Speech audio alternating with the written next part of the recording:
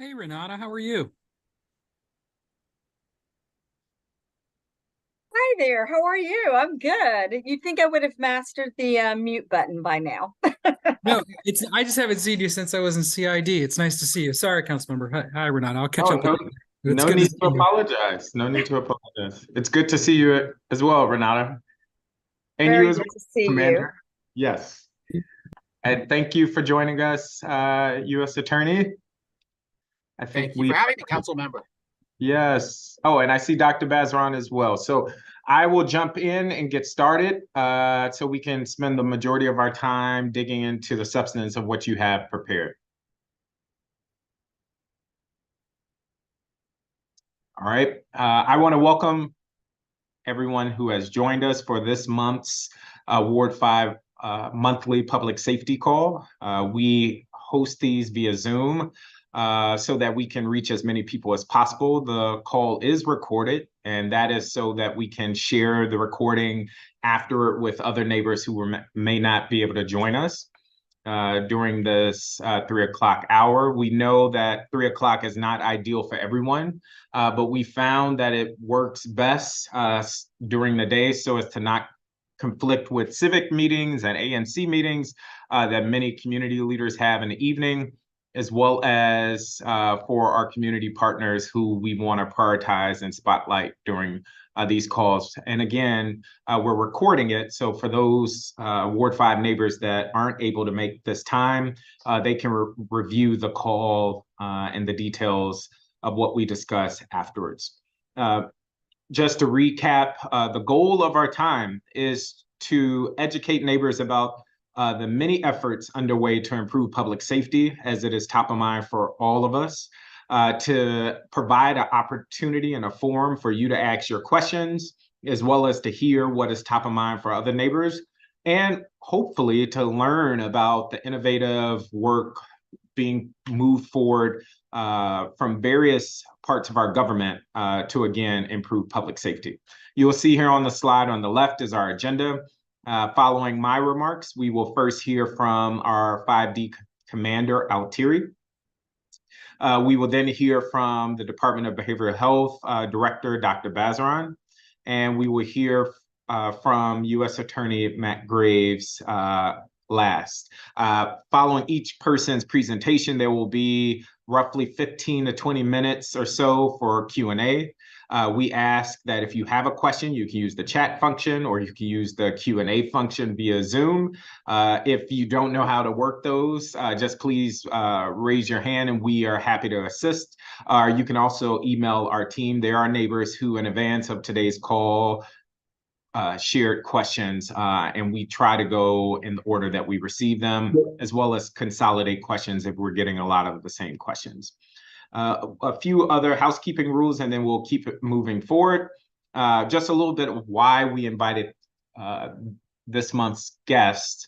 The 5D commander, I think it's a no-brainer why he's here. But as I said last month, and I will reiterate, Commander Altieri has been a great partner. And for those that may not be aware, 5D, the police district, covers much of Ward 5. It is the police districts don't follow the ward boundaries, and so 5D also stretches to parts of Ward 6 and Ward 7.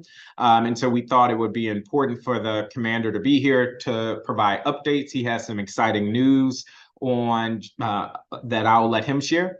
As well as we've asked him to highlight some of the initiatives that he's leading to curtail retail theft, as well as to improve public safety generally. Dr. Bazran, as the head of Department of Behavioral Health, has been working closely with my team following the Petite Scholars attack. And we've asked her to more generally talk about the policy surrounding committing individuals that may suffer from mental illness, so that we don't get into the particulars of that one case. We have been intentional about providing updates. We are also asking Dr. Bazran to talk about the mayor's public emergency declaration related to opioids and the crisis that the district is facing. And that is why we have her here. And we're really excited to have U.S. Attorney Matt Graves who is one of our federal partners, as he can update us on the work that his office is leading regarding prosecution.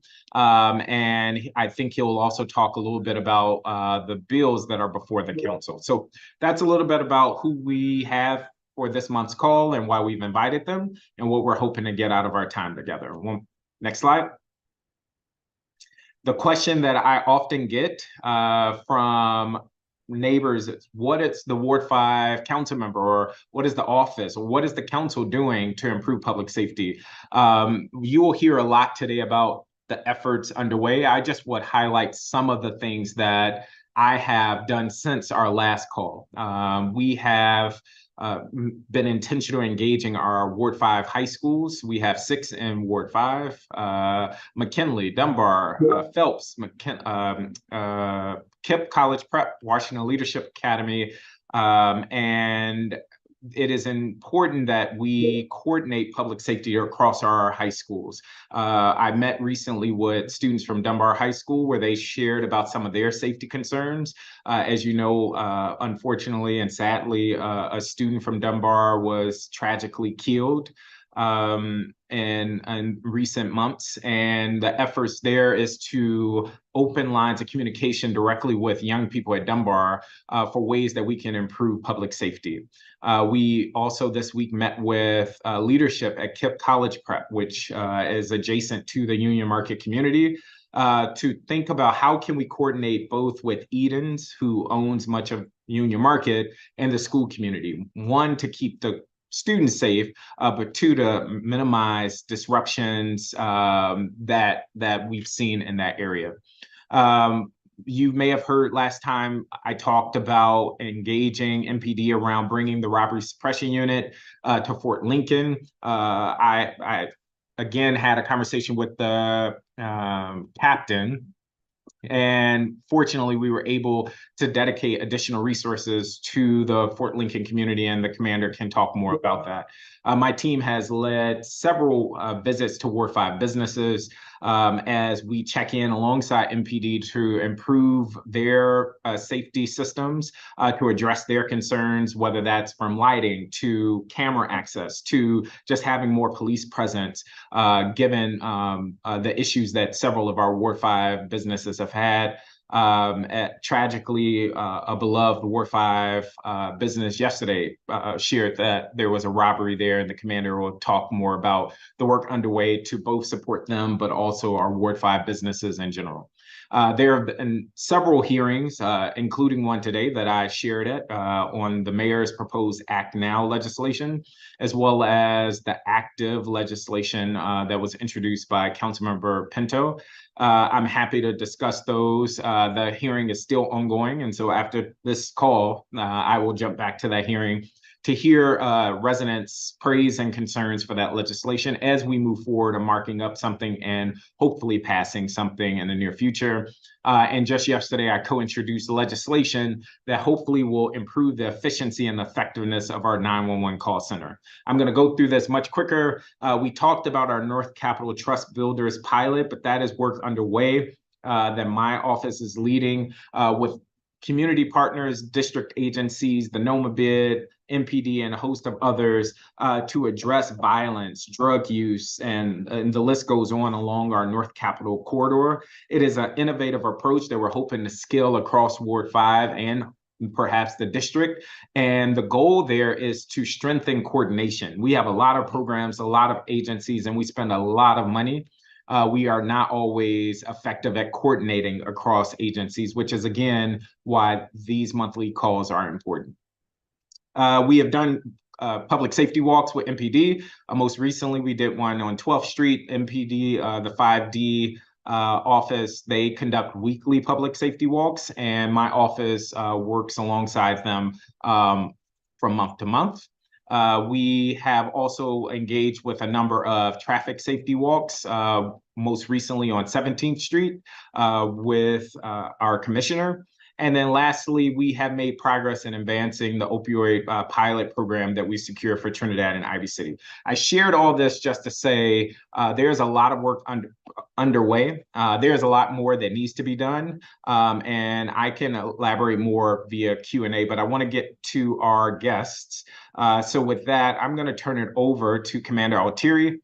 And we've asked him to provide general updates, but also to speak on some recent incidents, including the shooting on Rhode Island that left 3 individuals harmed. Again, as I mentioned, he has some updates around case closures, especially in our Edgewood community that he will be providing. If he can also share about the retail theft that is ongoing across the district and what he's leading in 5D to counter that. And then lastly, what is to come of recent shooting and homicide situations, which routinely leave neighbors traumatized, and we're trying desperately to curtail. So with that, Commander, I'm going to turn it over to you. I promise I'll be brief. I know I talk too much. How's everybody doing? My name's Sylvan Altieri. I'm the commander for 5D, for those of you who don't know me. My information is in the chat. It's my cell phone number as well as my email address. If you need to reach out to me, you can feel free to do so. Oliver, can you go to the next slide? So I'm going to touch on the statistics crime-wise, but I really want to talk more about what's kind of going on in the district. I guess this is an older slide that's here, but so right now, 5D, we have we're 91% through the year actually right now in the 5th district. We are suffering, as everybody else is, from an increase in robberies. We have a violent crime increase, but our violent crime increase, for what it's worth, is the lowest in the city. The one thing that really bothers me the most out of all my crime is my homicides.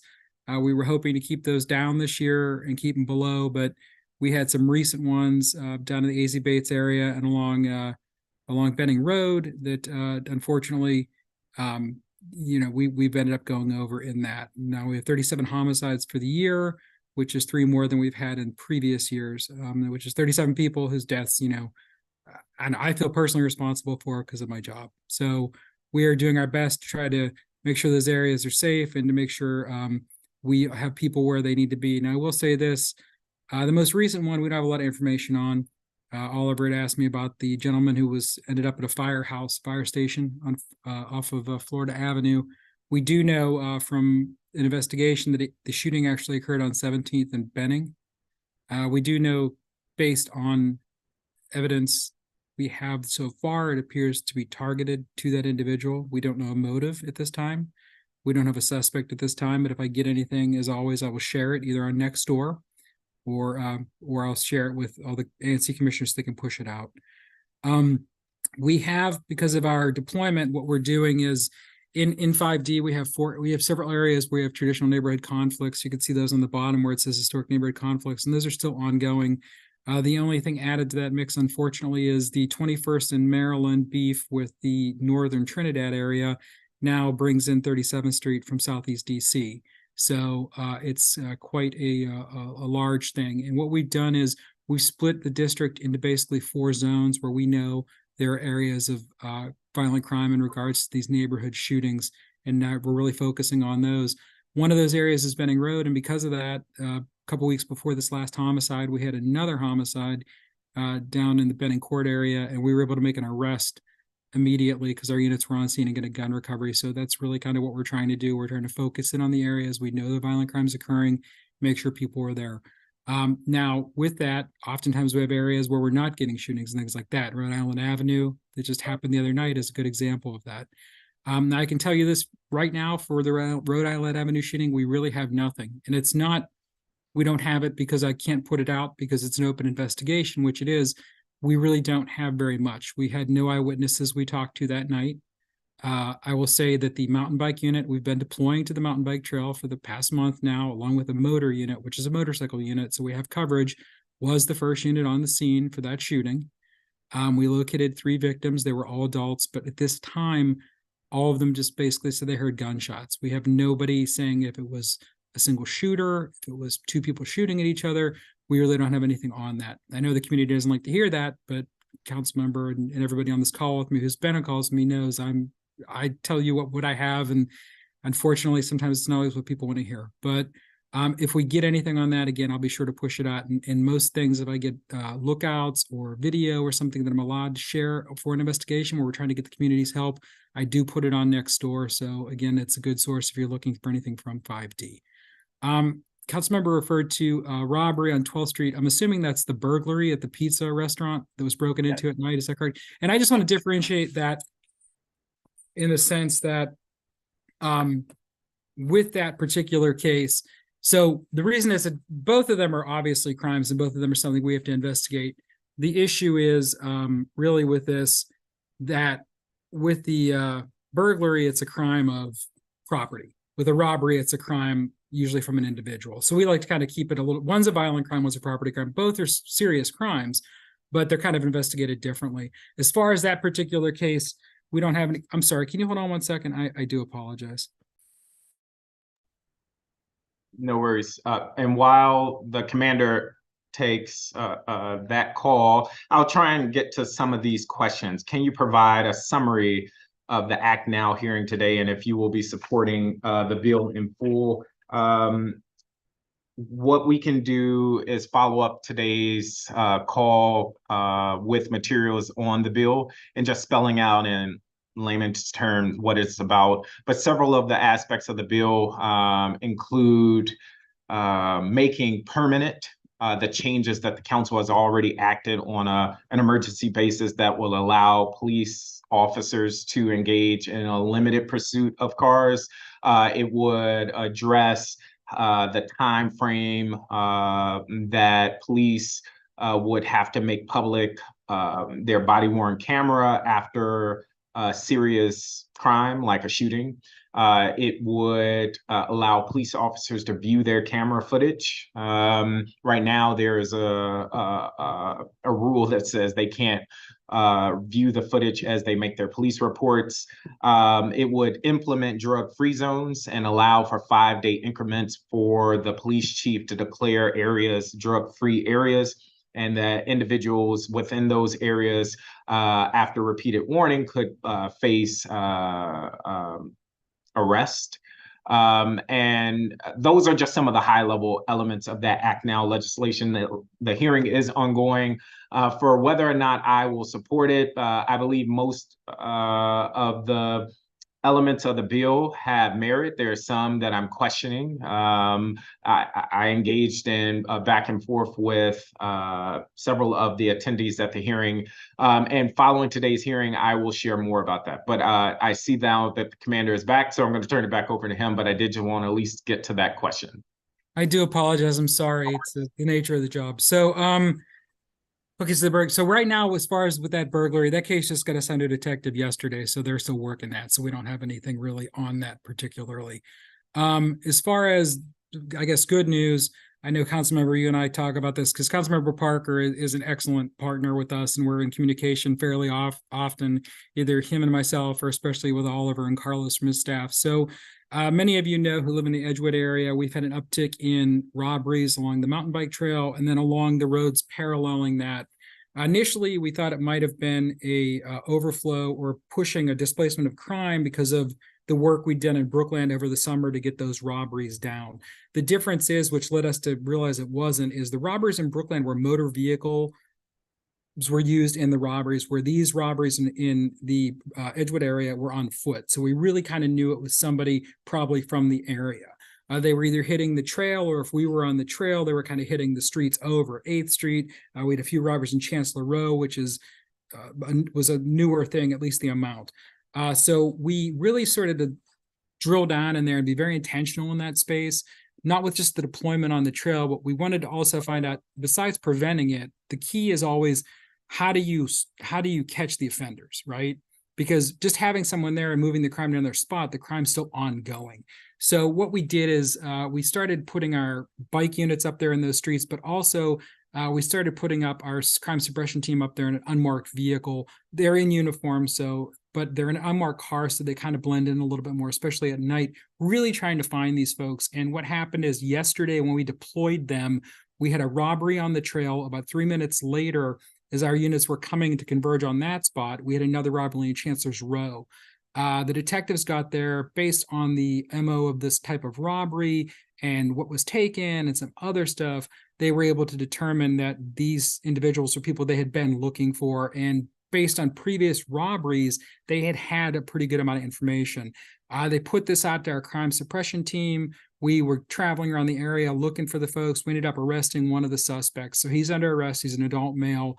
The other one we did not catch, but we also knew of an address associated with previous robberies from these suspects. So we got a search warrant for that house yesterday. We held it to today. We did what's called an emergency search warrant. I say it in quotes because they take a long time. I don't want to get into the whole process, but we basically sat on this house for a night because we wanted to get in there to see if we had any evidence. Long story short, off of this arrest, we were able to close those 2 robberies plus an additional 16 robberies that have occurred in that area, and we were able to recover evidence of firearms and other robberies in that home. So that's what we're trying to do. When I talk on calls, and I'm always kind of pressing, and I know council member, you hear it all the time from me, but I'm always pressing about trying to do intelligence-led policing, where we're really trying to see where we have the patterns, where we can develop suspects and actually arrest people. Because the problem is, if you're just putting a unit somewhere, all that's doing is moving the crime. And while we're all concerned about our own safety, which is human nature, right? At the same time, if the police are in front of your house, that's great. But if the crime's moving to your neighbor's house or the next door, it has to be something where we're taking that out of the equation. So we've really been doing a lot with that. Another thing we've been doing a lot of is we've been doing a lot of work with members of the community. I say this every meeting. If anyone's interested, please do not contact me now, but you have my phone number, you have my email address.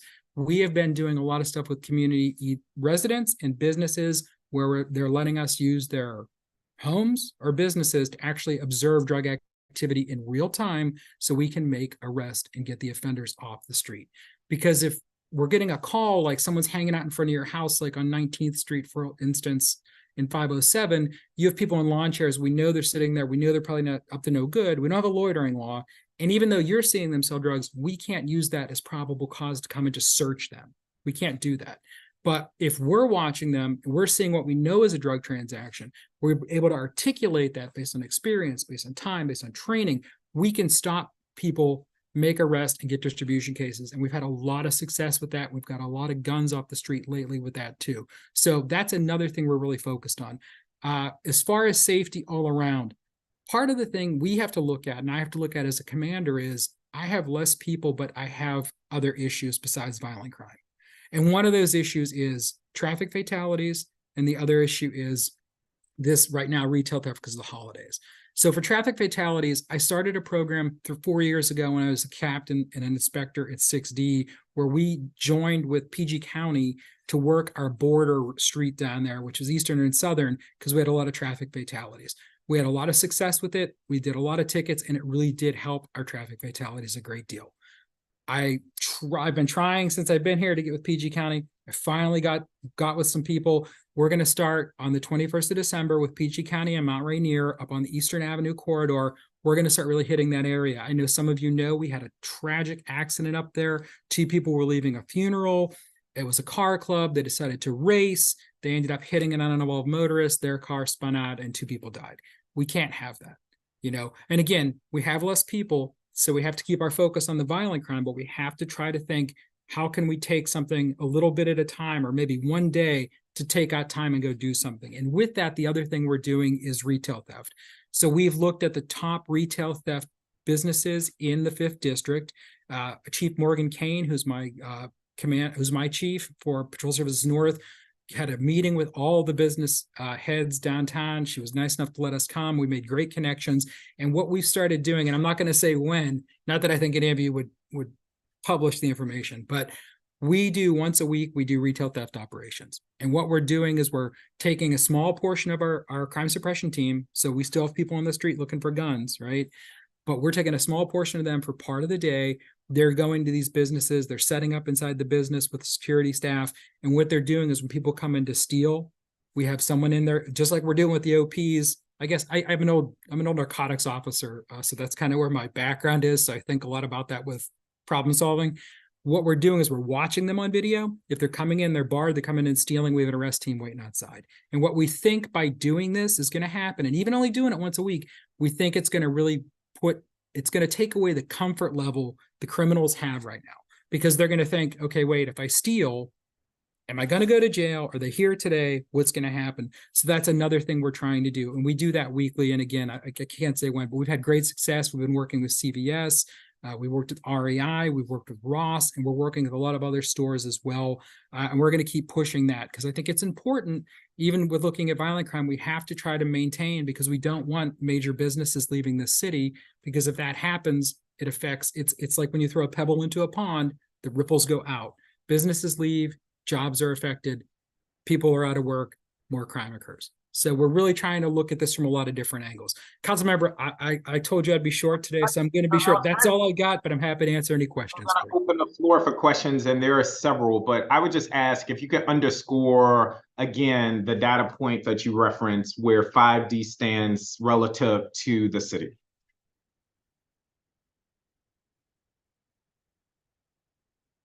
Commander, if you're talking, we can't hear you. I apologize. I'm over 50. I did not grow up in the computer age. Sorry, I was ageist. I apologize. So yeah, basically, as far as 5D is right now, we have a 25% violent and crime increase. We're still the lowest in the city with that. Am I happy with that? No. I wouldn't be happy if we had the 11% increase still, simply because I don't want any crime. Because the problem is, if there's crime, no matter how good it looks, or no matter how we can sit here and say, oh, the numbers are down, it's still a person being affected. Every crime, every single crime that occurs in this district is a person that's either suffered loss, physical harm, or trauma. So it's quite frustrating. I wish it was lower, but yeah, the robberies over the summer was what really kind of brought everybody's crime up, for sure. Okay. I'm going to ask Oliver to start lifting up questions that we are receiving for the commander. Oh, and can I just say one thing? Somebody asked me, I can't tell who it is. Somebody asked me about Edgewood. Yeah, the lady from Chancellor's Row, that's one of the robberies we closed, actually. Yes, from yesterday. That's correct. That was the second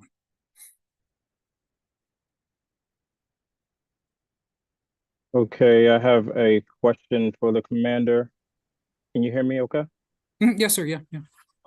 Okay, so how will 5D's new initiatives address the rise in retail theft and robberies in Ward 5?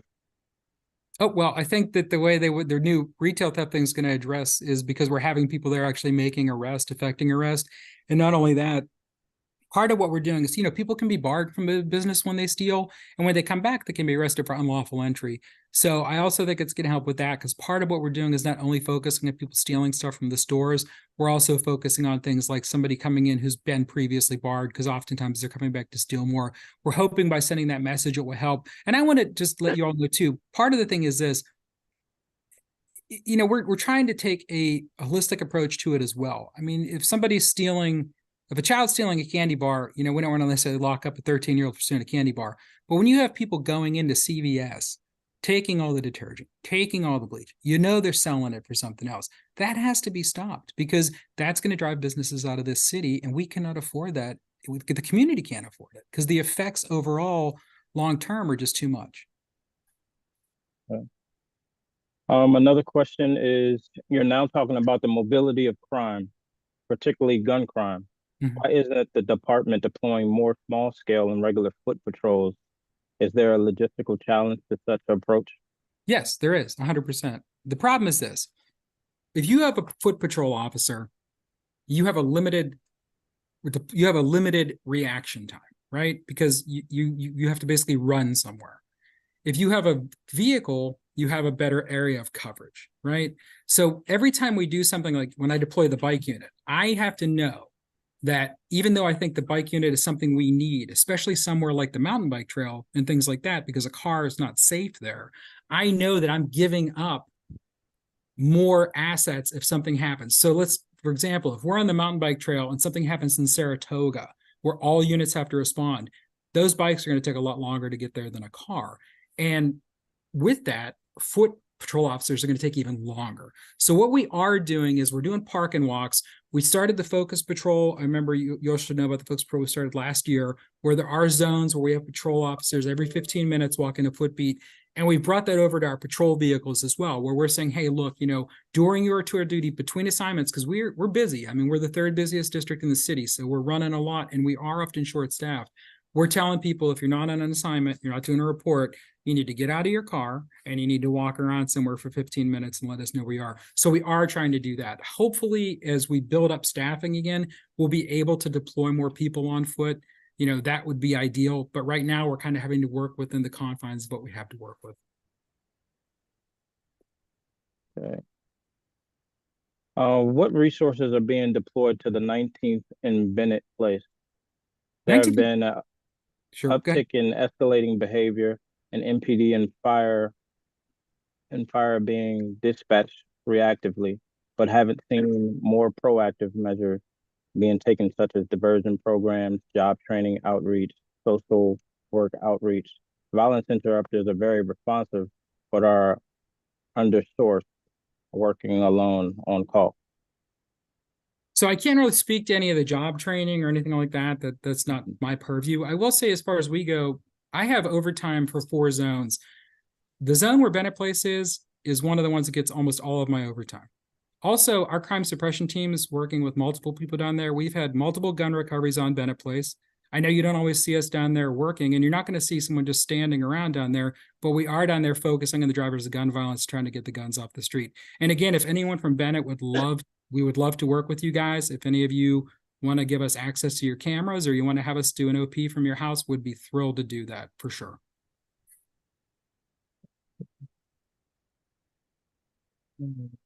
And Commander, what you're getting at there are the staffing constraints that 5D is facing, but that MPD is facing generally. Can you just elaborate a little bit more so people can understand how many officers you're dealing with and the range of coverage that you are in need of? Yep, no problem. So basically, we're trying to staff right now. We have 3 shifts a day. We're trying to staff and patrol right now 25 officers for minimum staffing. If we could staff more, we would. But the issue we're having is, in order to staff 25 on some shifts, we have to hold people over. So we're holding our officers. They work a 10-hour shift. You come to work on Monday. Hey, you're working 10 hours. Well, now you're working 18 because that's the longest we can hold you. And what's happening with that is it's kind of burning the officers out a little bit. I think it's probably a part of the reason for our attrition. And I think it's part of the reason for that nationwide is we have a much more educated force now than we used to have, kids with degrees and things like that can go elsewhere, not law enforcement wise, but anywhere. And it's the same problem they're having throughout the country. So basically, I'm trying to staff the district with 25 people, and that's what we have. So a lot of times people are like, I would like more patrols, or I would like to see an officer on my block. And I get that. Everybody would. It's just we physically don't have it. And the problem is, if you're in an area where, say, you don't always have a lot of crime, but say there's a robbery in front of your house or your friend's home gets burglarized, the immediate reaction is, like, for most people, completely understandable, we need more cops. The problem is we only have what we have to give. And that's sort of what we're running into now. So a lot of our times, like especially on the evening shift in 5D, officers are just going from call to service, from call to service, from call to service. And it makes it challenging as far as how we're going to staff people. I mean, we're moving people around PSAs. The chief in the city, the chief's been amazing as far as overtime goes. But even with that, sometimes those are hard to fill those spots because officers are just, they're tired. No, thank you for that. Maybe we can get 1 or 2 more questions in before moving to our next guest. For the neighbors there on 19th and Bennett, I know there is a level of frustration because neighbors are saying we're pleading for help and we're not getting it. I hope what you hear from the commander is that they are trying. I can share that I have pleaded with the mayor for additional resources. We have asked for the camera that residents have requested, and those decisions are up to the mayor. And so it is not for a lack of trying, but some of the issues that we're facing in that particular area is just a lack of resources and capacity. And happy to share more after today's call. I'm seeing the commander on another call. And so we'll have maybe, Good. I'm here. I'm back. Sorry. Apologize again. Go ahead, council member. I'm sorry. What's next? And Oliver, you're muted.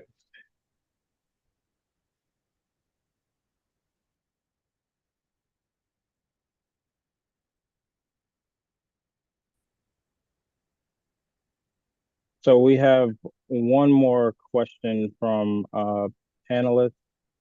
From the audience.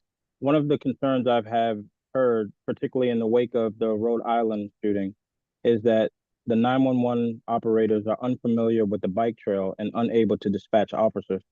How should those reports be made?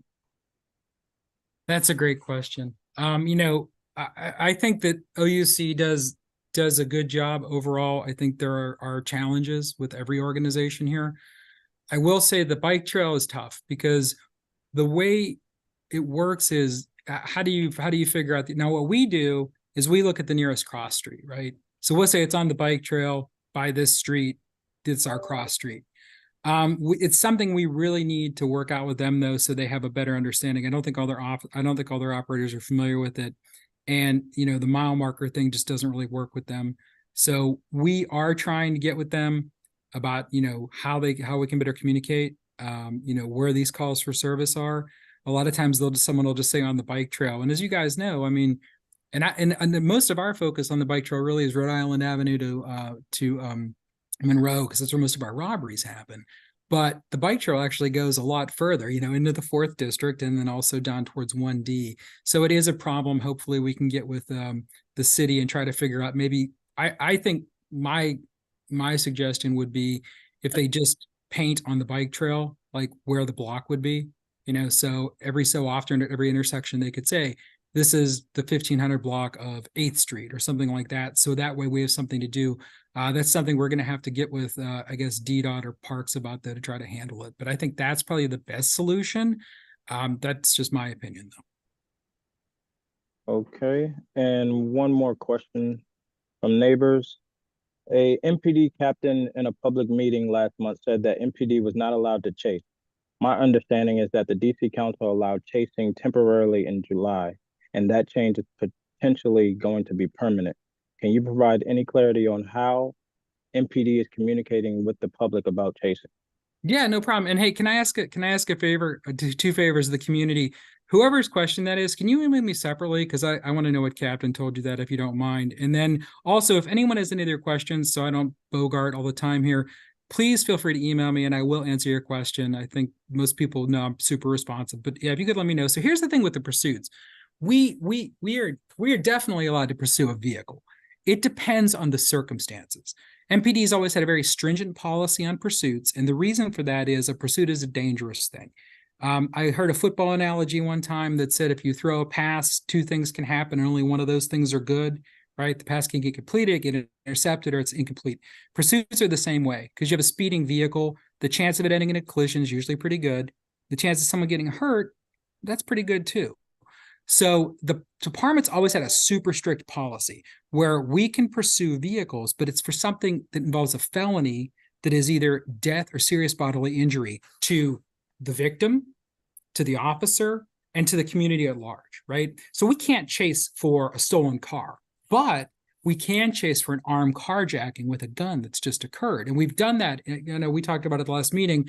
We did one in Fort Lincoln and ended up locking the guy, 3 kids up on South Dakota Avenue who had committed 2 robberies and stolen that car and got a gun. So we can do it.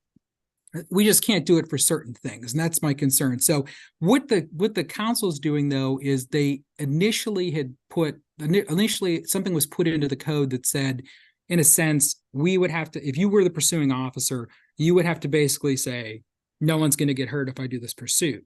Well, that's a major liability issue for anybody. And what happened with the emergency legislation was getting that part of it worked out where that wasn't a factor, where we still can only pursue for violent felonies, right?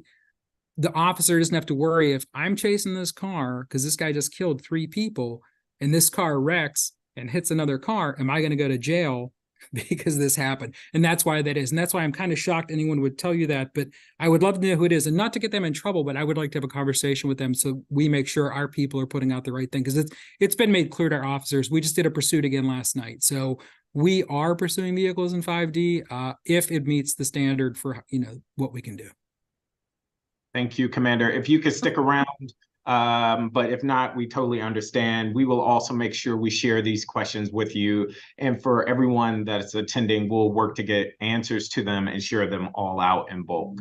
Next, we're going to have Director Bazran, or Dr. Bazran, who's the director of the Department of Behavioral Health. Again, another great partner, and I don't say that lightly, but in the weeks following the Petite Scholars Educator attack, Dr. Bazran and I were connecting daily, and that partnership is really important. And so I'm hoping that she can talk about, again, the district's policies for individuals that may suffer from mental illness, that may engage in criminal behavior, as well as the opioid public emergency that the mayor recently declared. So with that, Dr. Bazran, I'm going to turn it over to you.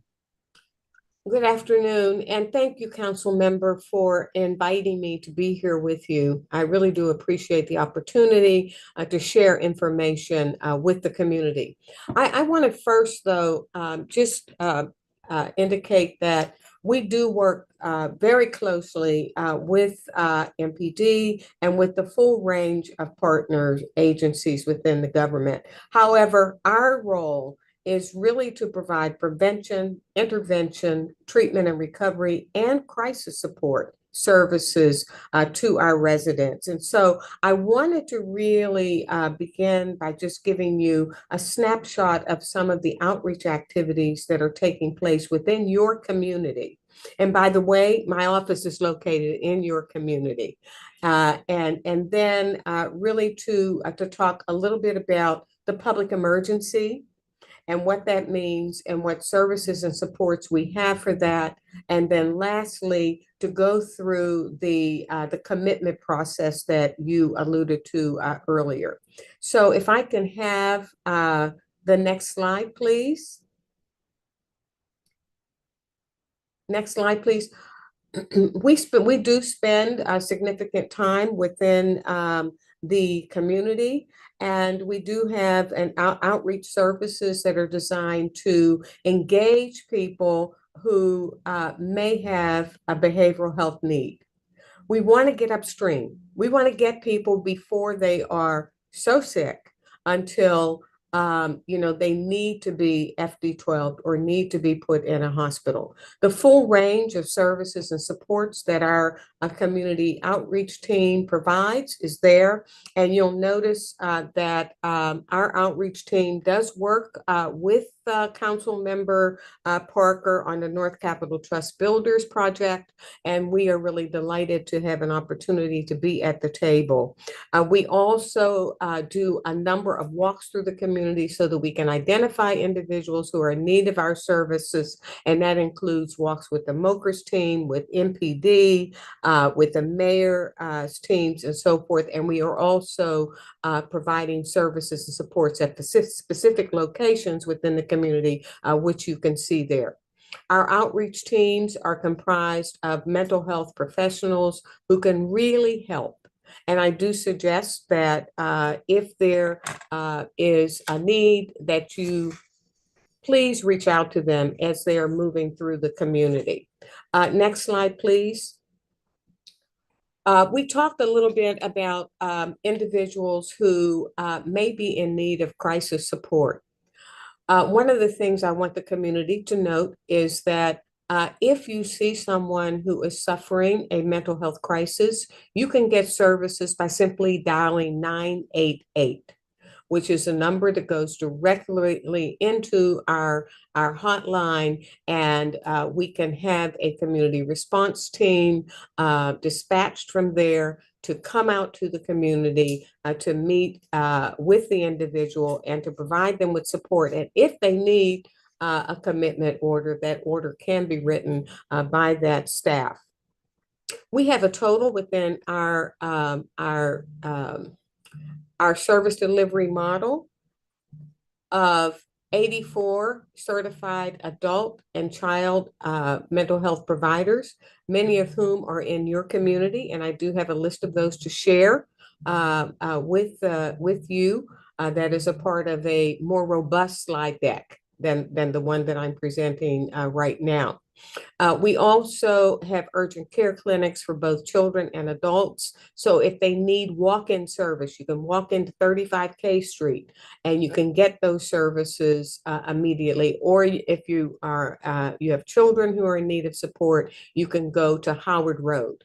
And so those services should be available.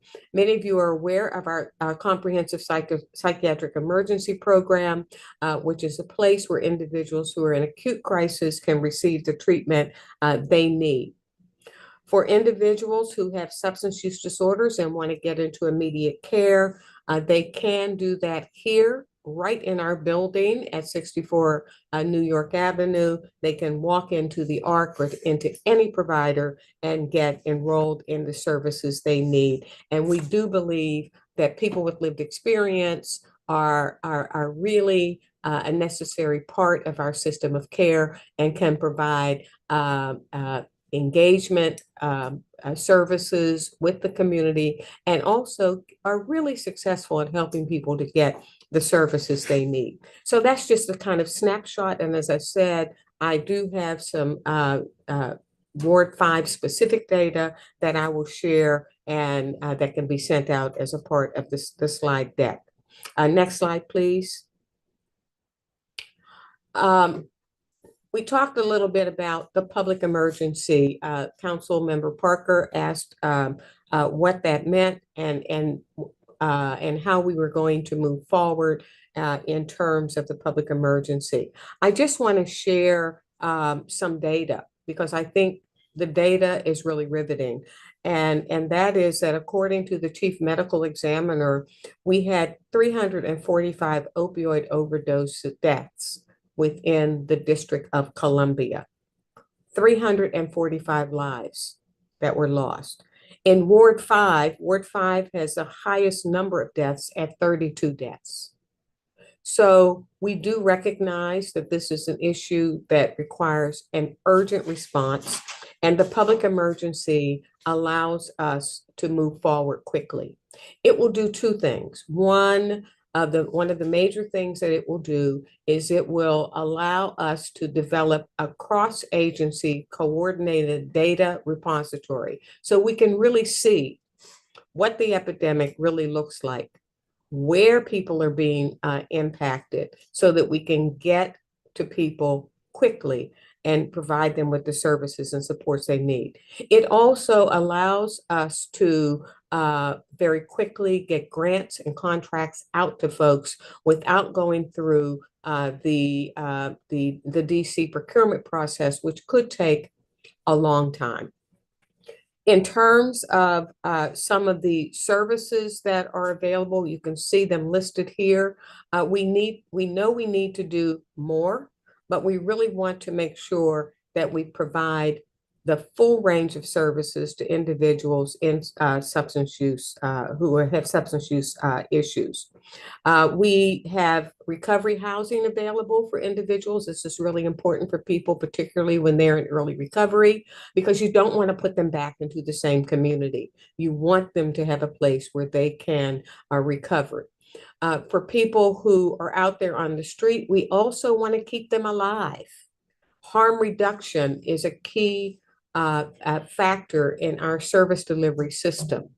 You can't get people into recovery if they're not here with us. And so we do have syringe services that are offered through the 3 providers that are listed there, along with a variety of outreach services, particularly to people who are on the street, those who are unhoused. We routinely go to locations where people are unhoused to try to talk to them, to make sure that they have everything from naloxone, which is a life-saving drug, to fentanyl test strips, so that they can test their drugs and that they know how to get services and support. For any of you who are listening in, if you want naloxone, you can simply get that delivered to your house. You can get it mailed to you, or you can be given information on where to pick it up by simply texting Live Long DC to 888-811. That number is important, and you can get those tools that you need. We also do regular wellness checks for people who are out and unhoused, as well as those who we are trying to engage in treatment. And our goal really is to link people to care. And I want to talk a little bit more about that. Next slide, please. And Dr. I just want to jump in here very quickly. One, to thank you for your leadership here. Here's a great example of how the council and the mayor's team and your office is working together and leading to this declaration of a public emergency that, that, among many things, make it easier for us to get life-saving resources out to the communities in which we need them, Ward 5 being among them. I do want to save time for questions. And so if you can highlight. I'll move right along. I'm moving along. Okay. You gave me X number of minutes. I'm going to take them. Okay. And I will move along. One of the things that I am so proud of, and this here again, has really been a community-wide coordinated effort, and that is the development of the DC Stabilization Center, which is located at 35 K Street, which is right around the corner here. 279 people have been served to date. We opened on October 31st. In that short time, 279 people have been served. 43 of those have been brought in by family members or walked in the door themselves or a friend, and 73 have been connected to care. This is a real game changer. We got it. I mean, I think that you can see all the services that are offered there at the Stabilization Center, but I am glad that we have this, and we do plan to open more. Next, please. I do want to say treatment works. We know that. This is a list of the providers that are within your community.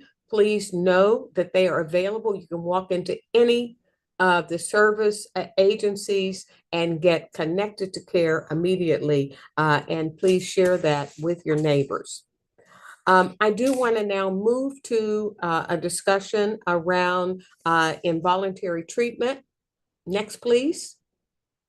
One of the things that I do want to say is the Department of Behavioral Health is committed to providing the behavioral health supports that are necessary for people in the community, including emergency treatment and hospitalization when people are experiencing a mental health crisis. While the law, the FB12 law, prevents us, it's the Irvin Act actually, from commenting on individual cases, and I want to be clear about that. That is, you know, private health information.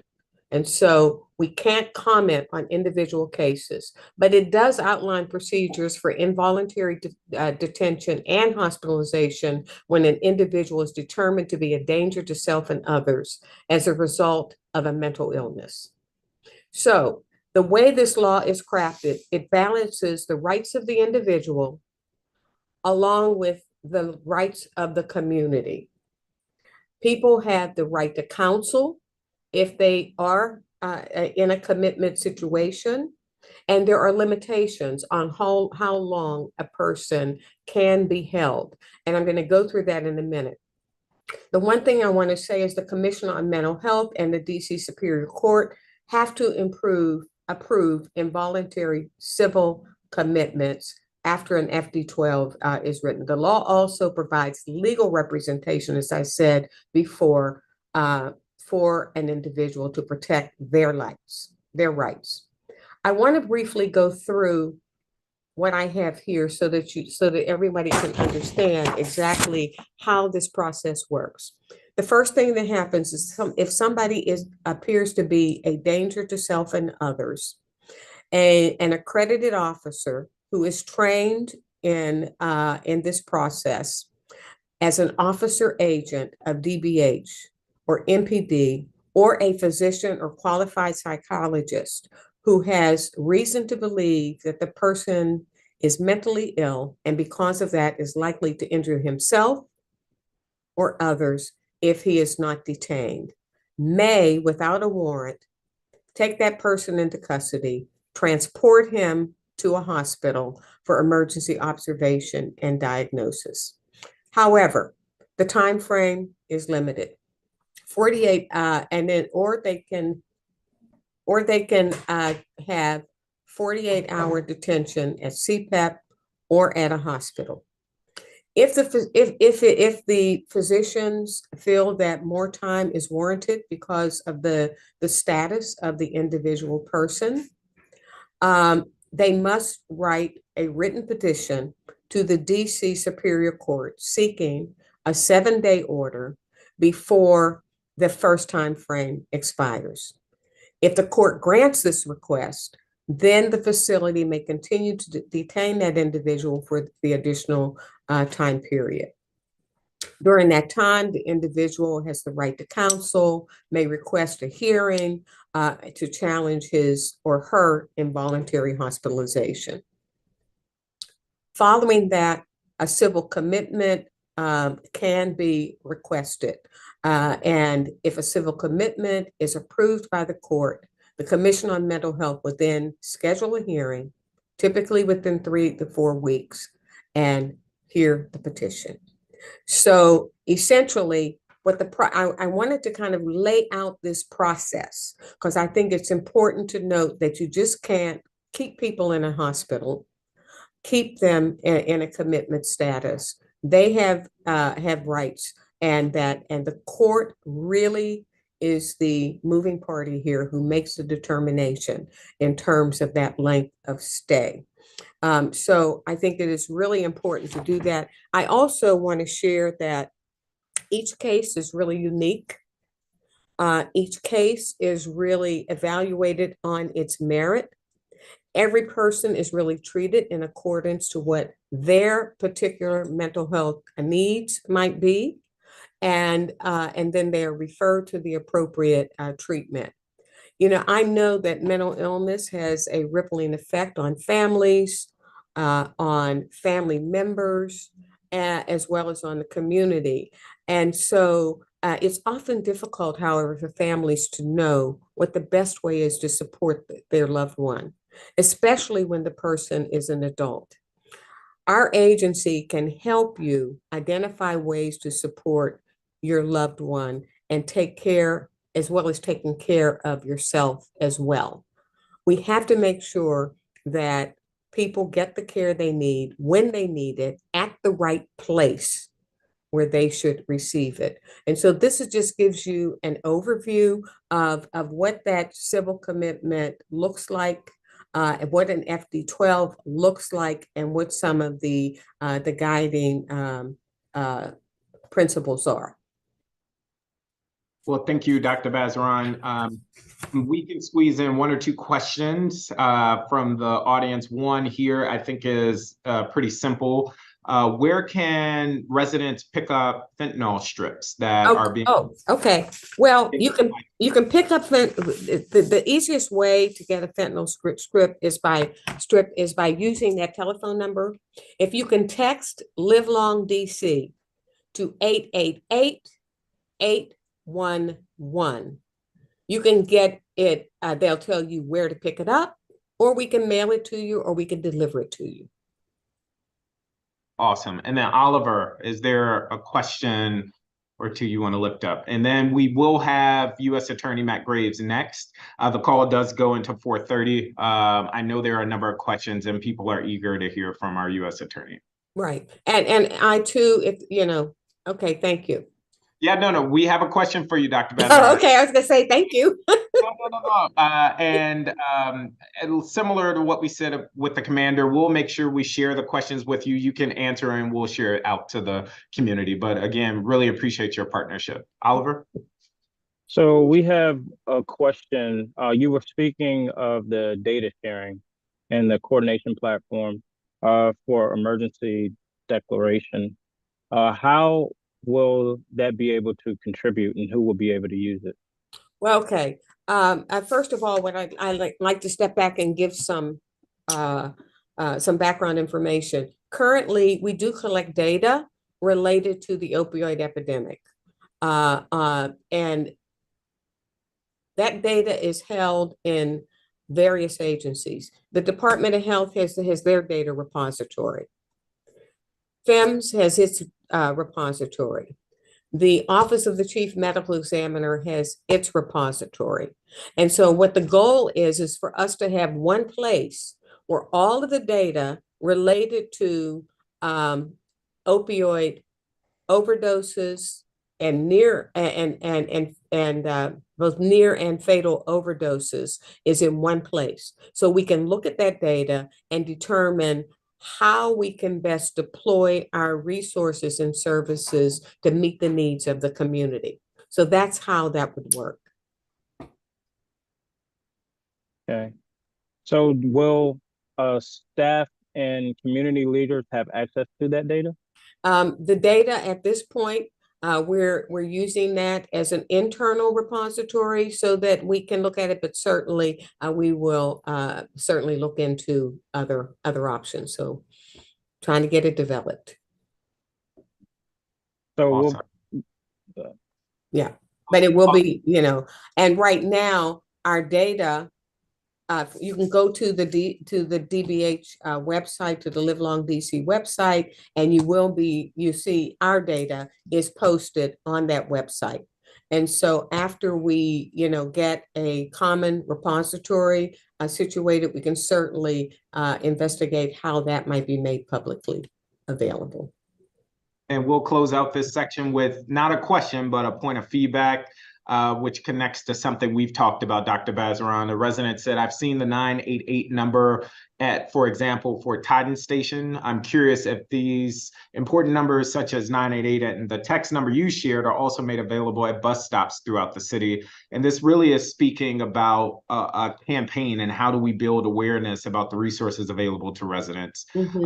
For those that are tuning in, that is something DBH is actively engaging on as they are wanting to ramp up in an awareness campaign, both about the resources available to them, but also how we can combat the opioid crisis that the district is facing. Dr. Bazaran, if you could stick around, that would be great. We understand, but again, just want to thank you for your partnership, and you have a very critical role in this ecosystem as we are combating the rise in drug use, but also violence. And so next we have our U.S. Attorney. He will share a few slides and give some data. And then U.S. Attorney, if it is okay, I would say I would love for if we could use the bulk of our time just speaking to residents' questions. You have the majority of questions. And I think that's because people are really interested and eager to speak with you and hear from you. So with that, I'm going to turn it over to you. Yes, absolutely. Thank you for having me, Councilmember Parker, and I will try to save the bulk of the time for questions. And I've been monitoring the questions in the Q&A, and to the extent they're relevant to or they relate to the points that I am making in the prepared remarks, I'll try to answer them at that point. So if we can go to the next slide. So one of the issues we wanted to cover, because there's been a lot of conversation about this in the community and it's just really difficult to track, is some of the issues around day of arrest charging decisions for arrests for DC code offenses. So these are local prosecutions as opposed to a federal prosecution. If we can go to the next slide. So a number of you may have heard that in fiscal year 2022, which covers the last quarter of calendar year 2021 and the first 3 months of 2022, our charging rate for cases that were charged on the day of arrest had dipped to historical lows of 33% being charged at the time of arrest. This was kind of a confluence of a once-in-generation set of circumstances, the biggest of which was earlier in 2021, the DC's Department of Forensic Sciences lost its accreditation. For those of you who are not familiar, the DC Department of Forensic Sciences is the department that DC had set up to provide all of the services we need to basically prove our cases. So drug testing in drug cases, DNA analysis, fingerprints, and firearms and tool marks, which is the discipline that matches shell casings found at crime scenes to firearms that were recovered to determine whether the shell casings that were found on the ground were fired from a firearm that was recovered. So critical stuff, each of these areas impacts different crimes that we prosecute differently. In terms of sheer volume of cases that we see, losing the ability to prove that the suspected illegal substances that the Metropolitan Police Department and other law enforcement agencies were covering were in fact drugs was huge. There's literally thousands of cases, drug arrests every year. And at the midpoint of 2021, after DFS lost its accreditation, our office basically lost the ability to go forward because we couldn't prove in any drug case that the item recovered was in fact a drug, because we didn't have anything to test because DC's lab had lost its accreditation. So one of the first things that I did after I was briefed on the situation after coming in November of 2021 was we reached out to the Drug Enforcement Administration, which prior to DFS had done drug testing in the district, and got them to agree to do some drug testing for us, even though they didn't have the resources, since any resources they'd previously used for us had been redeployed.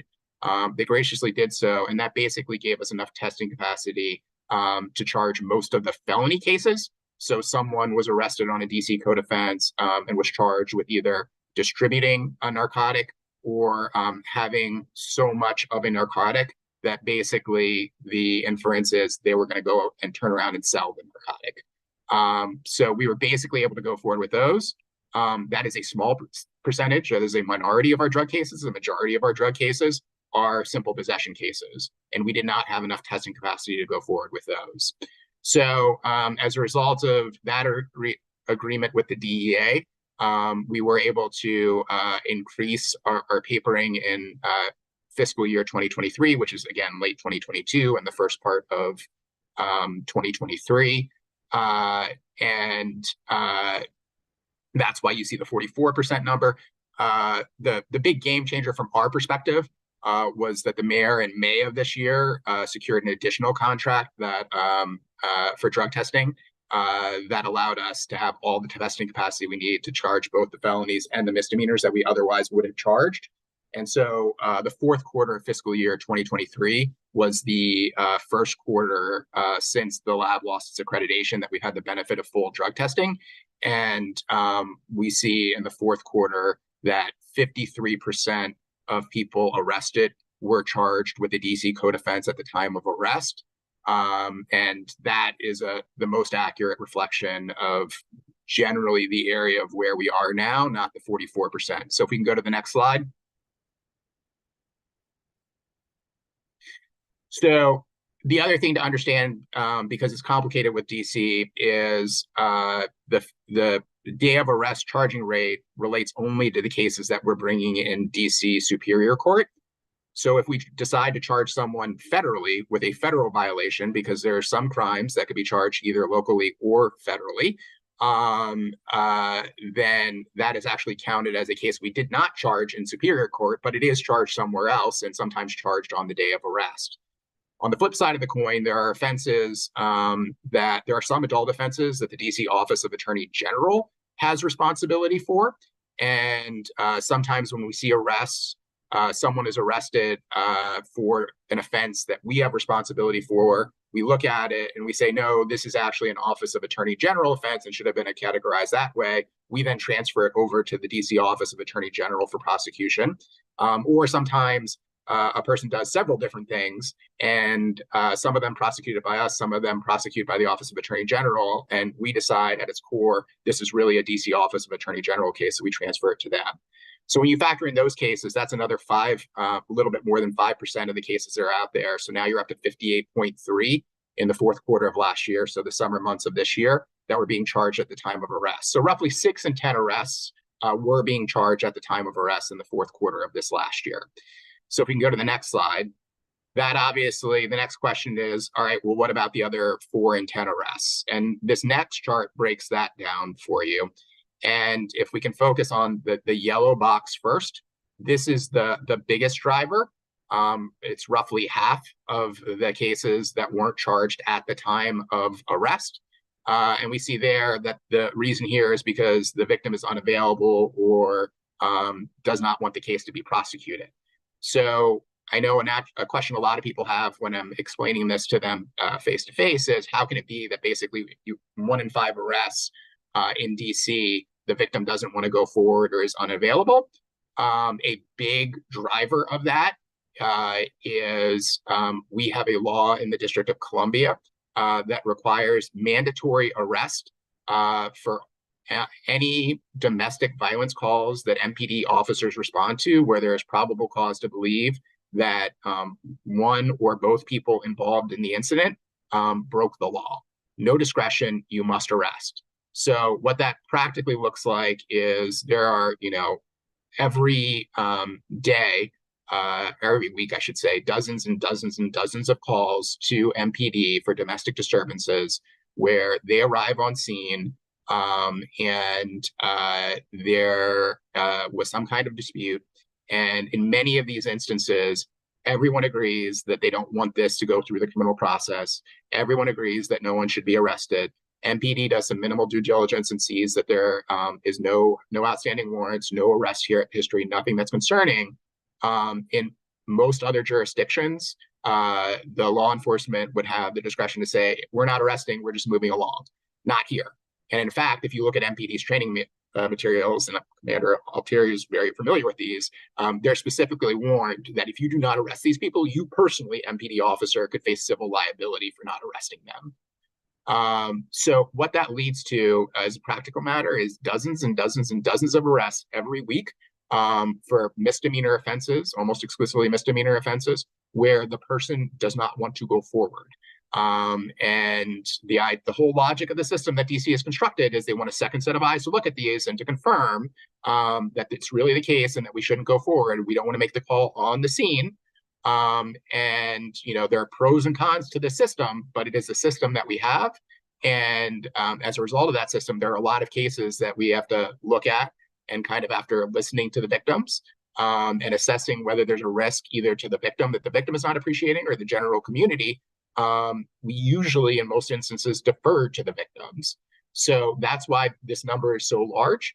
If you look at other jurisdictions where there are mandatory arrests, you will see that there are high rates of those prosecutor offices in those jurisdictions not going forward at the time of the arrest. And this is the big reason why. And this is why, if you historically look at our rates, we've always been a jurisdiction that has had anywhere from 25 to 40% of our cases not being charged at the time of arrest. I want to skip over the 13.4% because in some ways that's the most important. So I'm going to come back to that and conclude with that at the end. The 2.9%, this is roughly the 3% of cases where we look at the cases, we assess all the facts, and we conclude not just that a defendant would be able to assert an affirmative defense, what we call an affirmative defense, which is the most common of which is like self-defense. But when we look at all the evidence, we actually credit that this defense is valid, or we would not be able to disprove it. It's part of our prosecutorial ethical responsibilities to make those kinds of assessments. A lot of times our law enforcement partners agree with us and expect that we will not be going forward in these cases when they give us video that shows someone picking up a firearm and shooting a firearm at someone who's shooting at them, which unfortunately we are seeing more and more of in this jurisdiction. Those are the kinds of cases, and you can see it's a relatively small percentage of the cases. The 7.2%, those are the cases that it's fair to say we're using our prosecutorial discretion not to go forward. This is almost all misdemeanors committed by people who almost none of whom have any criminal history. So let me say that again. Almost all these are misdemeanors, and in all these cases, most of the people don't have any criminal history whatsoever. They're very low-level offenses. One example in this category was someone threw a burrito bowl at someone else. Technically a simple assault. We exercise our prosecutorial discretion to go forward, and I don't think anyone on this call wants us to use our prosecutorial resources on a food fight. There are some felonies. What's an example of a felony in this category? Officers saw someone who was smoking what appeared to be a marijuana blunt on the streets. They approached the individual. The individual dropped what he was smoking and stepped on it. Officers arrested him for tampering with evidence, basically, in an investigation, which is a felony. So a felony based on smoking in public a substance that the district had decriminalized. Those are kinds of like the handful of felonies that you could find in this category. So, what I tell people all the time when going through these numbers, the 18.2%, the roughly 1 in 5 where we're listening to the victims, the 7.2%, the 7% where we're using our discretion, the 3% where we're saying, yeah, the person really does have a defense. Those aren't areas worth focusing on. And it's, let me pause here. It's kind of, I understand, given the eye-popping nature of the number, why there's been so much focus. But of all of the metrics that you could look at in the system, and I am a data person, I like looking at data, this overall charging rate is actually not even in the top 10 of what you should be looking at in terms of judging the effectiveness of the system. So that brings me to the 13.4%. So these are cases where we've determined there may have been enough evidence to arrest. There may have been probable cause, but we don't have sufficient evidence to go forward because we have to make an assessment of, do we have a good faith belief that we can prove this case beyond a reasonable doubt? And there are a couple of different buckets of cases in this 13%. Most of them are misdemeanors. And in many of those misdemeanor cases, there really isn't much need for more investigation or going forward because there's not a community safety concern that's uniquely presented by the case. But some of these are really concerning. Some of these are violent felonies, which we always continue to investigate and in many instances charge after the day of arrest because we develop additional sufficient evidence.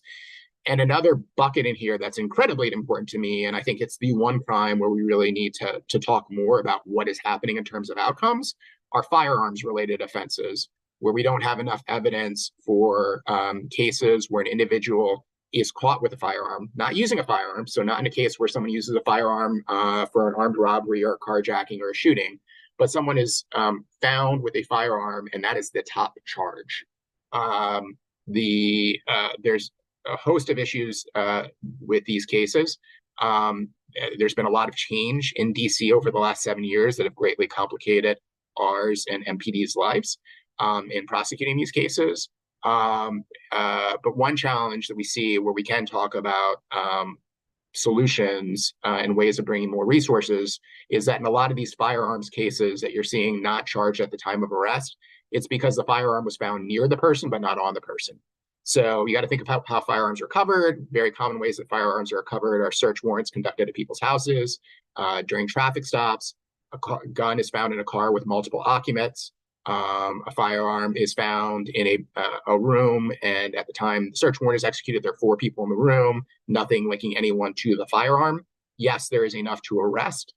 No, there is not enough to go forward on those facts against any of those individuals as a matter of law.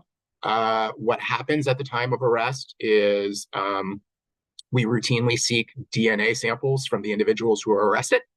And MPD routinely tries to retrieve DNA from the firearms. Going back to where I started with the DC losing its Department of Forensic Sciences, we are already struggling to find enough independent labs to do the DNA testing in the cases that we've actually brought. This is an area we're not having more capacity to analyze the evidence that we're collecting on a daily basis is really hurting us and is of great concern to me. If we can go to the next slide.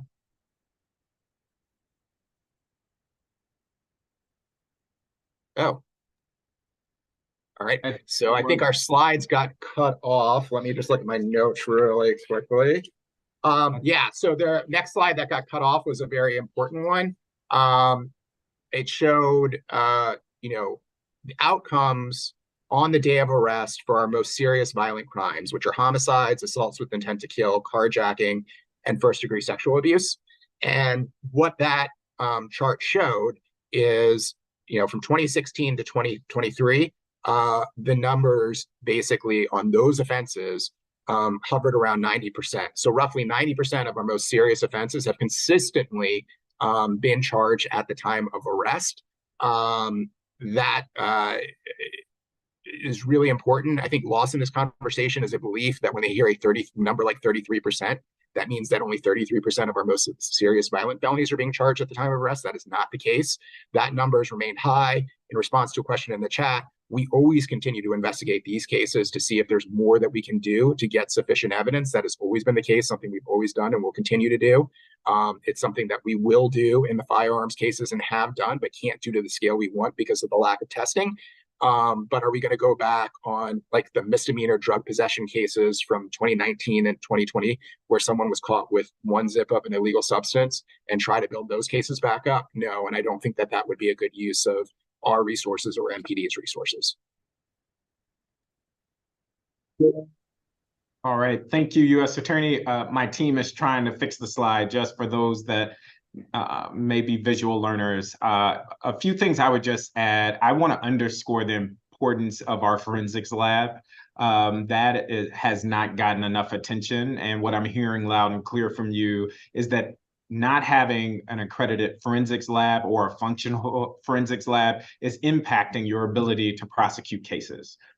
Residents should know that. Residents should understand that, and put pressure on government to make sure we get a fully functioning forensics lab. And I agree with you there, U.S. Attorney.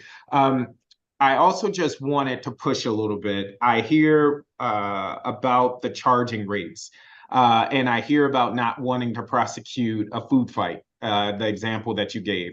But I also know, in talking and working with the commander pretty closely, there are times when we have someone that has committed robberies or is charged with a gun possession charge or what have you. And there is this general sense amongst neighbors that, oh, you know, people aren't being held accountable. So, you know, if you could just speak to that a little bit more, I think that would be helpful. And then we do want to open up the floor and just to give some data points to what I'm talking about. So the U.S. Attorney's Office prosecution rate over time, I know we focused on a snapshot, but in fiscal year 2003, so nearly 20 years ago, we were at 78%.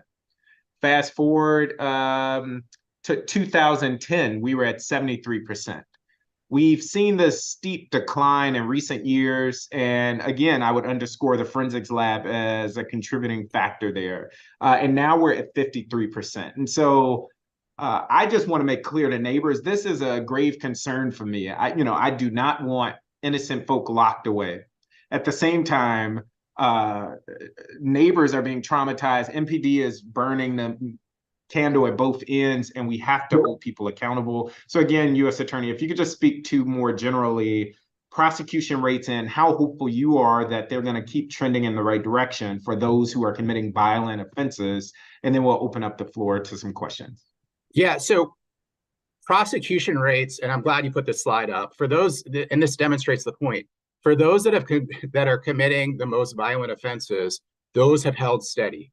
And you would generally, if we broke down robberies, you would see the same trend lines. That's why this overall number that people are focused on, I think, kind of misses a lot of the important points that you're getting at. So, yes, we're at 53%, but when you add in the other 5% that are being prosecuted either in district court or another office, that gets you up to almost 60%. So I went through the other 40%. Because you have to look at it this way. Is it really anybody's position on this call that the solution to what we're experiencing is we should, over the objections of victims, be prosecuting more of these domestic violence cases where the victims don't want to be going forward? And I don't think that's anyone's position. And that's why the numbers have always been higher, as you pointed out, even 20 years ago. It was still a large percentage not being prosecuted. So what we're really talking about is the delta between kind of the 70% and the 55% that we're at. So like that 15%. And what I'll say is one of the things that happened in the prior administration, which was a very good development, was after looking at DA's offices, because at the end of the day, our superior court operation is a district attorney's offices, that were really doing 21st century prosecution. We found that the offices that were really respected and were really doing it well invested more time and more resources at case intake to weed out fundamentally flawed cases. So, I could have a great charging rate tomorrow. It's not any difficulty to say in all these cases, like, let's just start charging a bunch of misdemeanors where we don't think the victim is going to come forward, or we're missing key evidence. And then we'll just have the case dismissed on the back end. And that's what was happening in a lot of those cases, because what happens at the day of the arrest is just kind of the beginning of the story. You also have to look in like what happens over time. And if you're charging a bunch of cases that are fatally flawed because the victims don't want to come, and you're not prepared to lock that victim up if they don't appear, which is what you'd have to do if they're essential, then the case is just going to get dismissed on the back end, and you're going to spend thousands and thousands of dollars on those cases. So I'd really encourage moving away from the macro and going towards the specific areas you talked about, the firearms cases. We're going to release data on this that's going to show, because this is of great concern to us, that right now, year to date, charging roughly 2/3 of firearms offenses the day of. Reasons that we're not going forward, we did an analysis of this. More than half the time, it was what I was telling you before, that we don't have enough evidence because the firearm wasn't found on the person. We don't have anything linking the person to the firearm.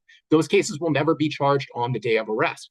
The good news is, though, if we had a system where we had all the testing that we needed, we could do the DNA analysis and subsequently charge the person. So that should be the outcome goal there, as opposed to thinking about increasing the percentage. The other, little less than half the case, there were reasons that we assessed that there were, constitutional issues with the arrest.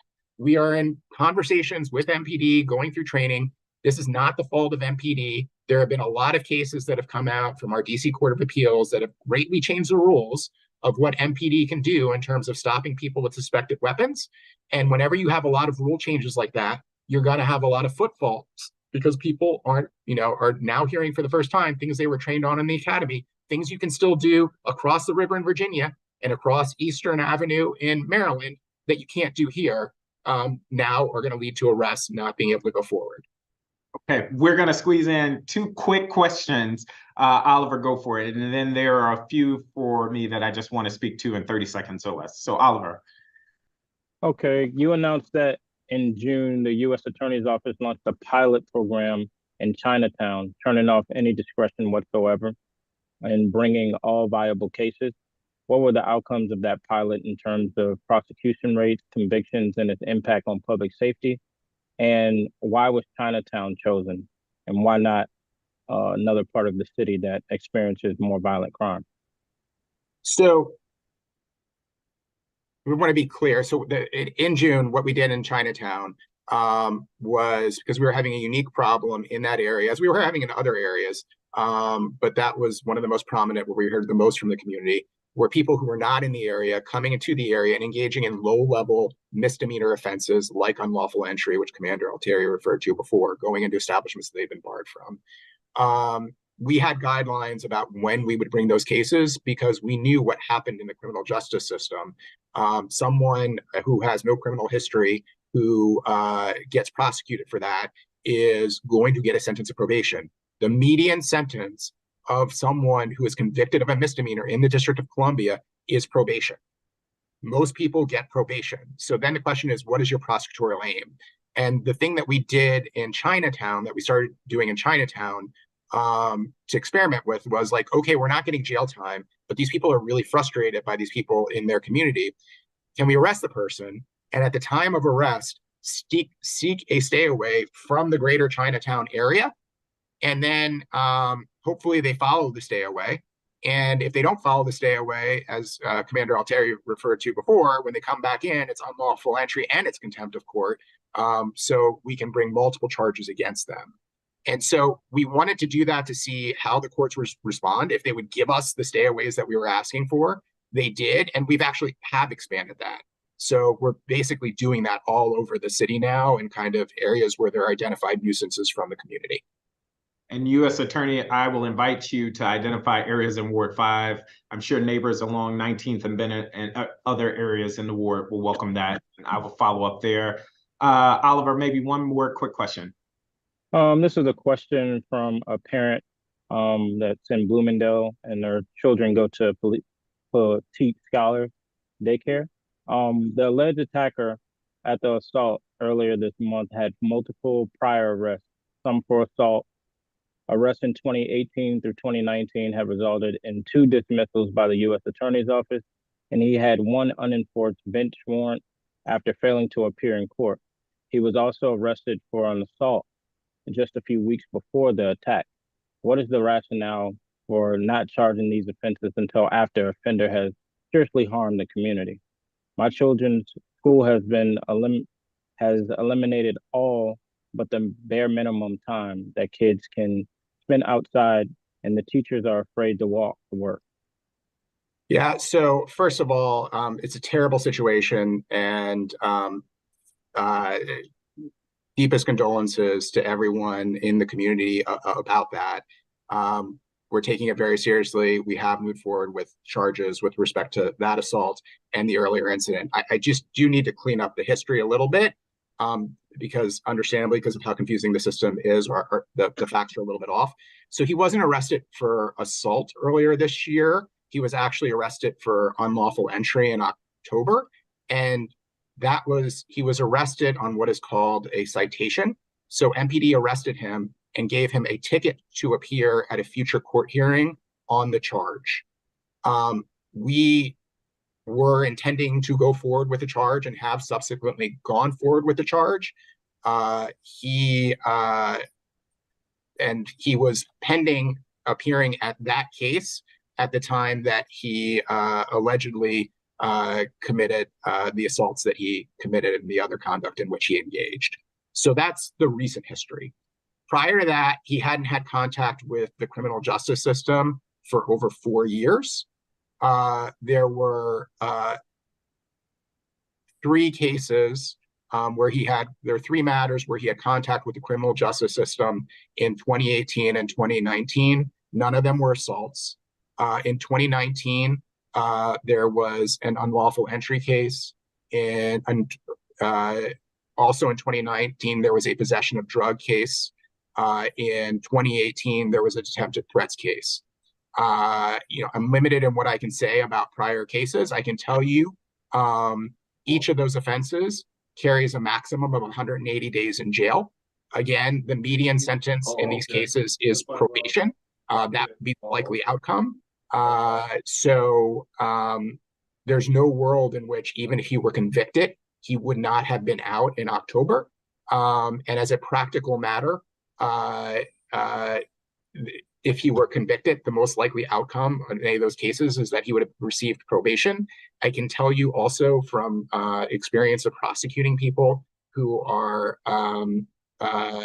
clearly the conduct is being driven by a mental health issue. Sometimes there are efforts to get people back in touch with the service providers, and hoping that the contact with the criminal justice system causes that. Because at the end of the day, given the penalties that I just outlined, we're not going to change in DC system conduct through those penalties. You really, for these kinds of offenses, are hoping that there is some kind of intervention that gets at the root cause that's driving the conduct.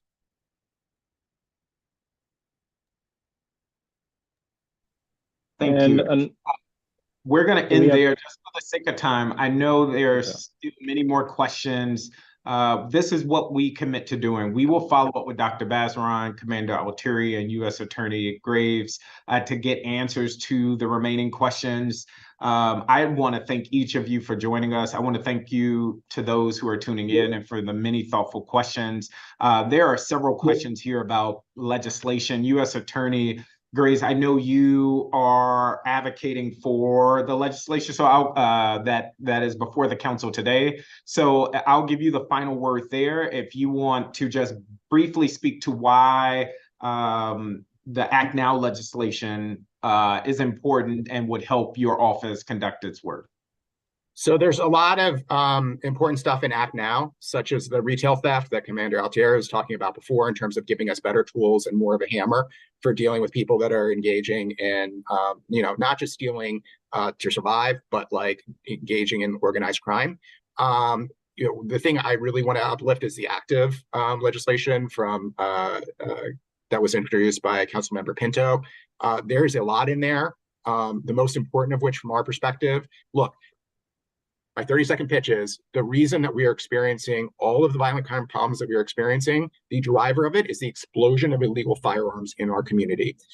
We have a system, and I'm happy to talk about this, any place, anywhere, that is not designed to meet the moment in terms of how serious it is for someone to carry an illegal firearm. The problem that we have with illegal firearms is, despite the fact that there is a rebuttable presumption that anybody who is arrested with an illegal firearm will be detained pending trial, almost none of them are. For our most common firearms offense. And even people who have a prior felony conviction, more than half of them aren't detained pre-trial. The median sentence for someone convicted of carrying a pistol without a license, our common charge for firearms offenses, is probation. So the system is sending a message that it's not really a big deal to carry illegal firearms. A lot of the people you're seeing in firearms, I think there's an assumption being made because they see someone back out on the street who was just arrested with a firearm that they must not have been prosecuted. No. The odds are they likely were prosecuted and they're just released pending trial. And when they plead guilty or when they're convicted at trial, they'll still be in community because they will receive a sentence of probation. We have to break this cycle. We have to take account of this reality. We have to allow for supervision searches when people are under court supervision and out on the street, making sure they are not rearming, because we are seeing an alarming trend of people who are out on release, getting new firearms and engaging in dangerous conduct that harms the community. Thank you, U.S. Attorney, and thank you again, everyone. Many people are asking for my thoughts. I will give you 30 seconds. I am confident the council will pass something. What will be in that final version will be up to the Judiciary Committee. I am confident something will pass. I will also say this. Regardless of whether the active now legislation passes or the act now legislation passes, until we fully prosecute cases, until we fully close cases on MPD's side and hold people accountable, I think we're going to be spinning our wheels. I am supportive of many measures in both of those bills. I do have questions and concerns on the random searches of individuals charged of gun charges. On its face, it doesn't seem problematic. If you go back and watch the hearing, what MPD said in the hearing was, there's no way of MPD knowing who has been previously charged with a gun offense. They would have to ask someone their name and run their name through a database. When Councilmember Pinto then returned and asked, will innocent people be stopped and confronted? The answer was yes. It is also worth noting the courts in a very rare instance offered a caution around the constitutionality of a proposal that would allow MPD to randomly stop individuals suspected of a previous gun charge. Is it important to search and hold people accountable that are accused and have been charged with gun offenses? Yes. The legislation as it is written now, which may not be the legislation that the council is ultimately asked to vote on when the time comes, doesn't have parameters that would stop MPD from randomly just stopping anyone that they suspect having a previous gun charge. And I have concerns about that. Broadly speaking, though, I am working, trying to get to a yes, to give MPD, our U.S. Attorney, our Attorney General, as many tools as possible. Again, though, I will end with this. I think many residents are desperate for a change, as am I, and they are latching their hopes to these two bills that are before the council, just like many latched their hopes to the emergency bill that was before the council earlier this summer. And you heard very clearly from the U.S. Attorney, we have to get our forensics lab back up and running. I would say we need a citywide strategic plan and approach. We need a better deployment of officers.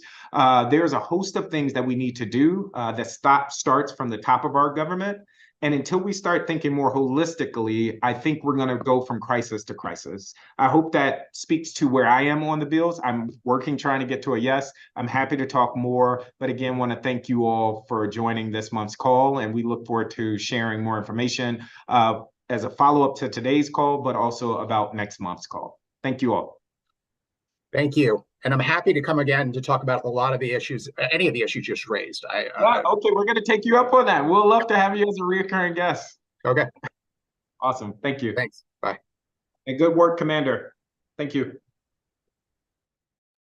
Thanks, council member, and thank you. Appreciate it, Oliver. Have a great day. Oh, don't forget, we're doing AirTag giveaway next Tuesday and Wednesday. If you live in PSA 507, come on by RFK Stadium and you can get an AirTag installed. I'll push everything out to you, Oliver, so you have it to send out to your mailing list. Thank you.